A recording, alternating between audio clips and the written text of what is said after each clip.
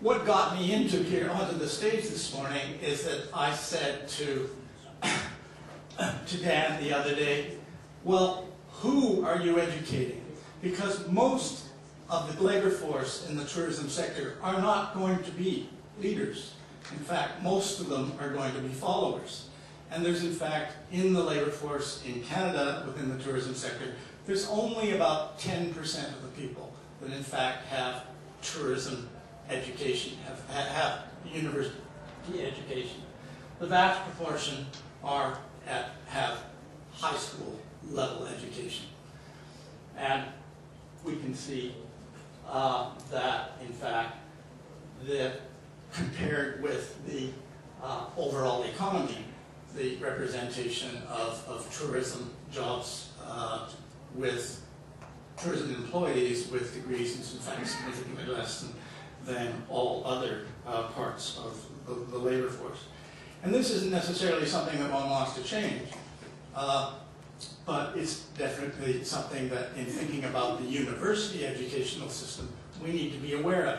We need to understand who is the target market. What is the proportion of the labor force that you have an interest in trying to support and improve? One of the things we're trying to do is we're trying to take this current view of the labor force and project that forward in order to think about what kinds of how these various scenarios might affect upon that labor force. We need to understand what's the current trend, what's the current tendency, all other things unchanging, all other things constant. And so we've been building a set of models that basically look at the average annual compound growth rates of all of the jobs in the tourism sector, in the various industry groups, and in the various 80-some occupations that are in the tourism sector.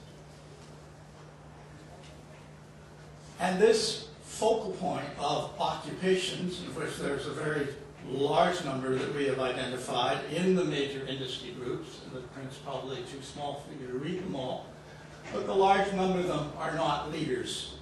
A lot of them are things like bartenders, food and beverage services, retail salespersons, clerks, flying instructors. Things like this are all part of what we consider the tourism labor force.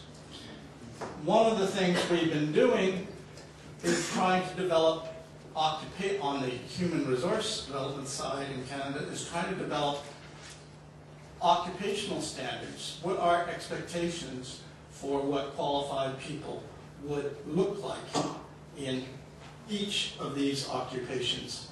And in fact, on the table, you have a set of one of those standards for marketing and sales directors, and I suggest you might want to take a look at that in your leisure.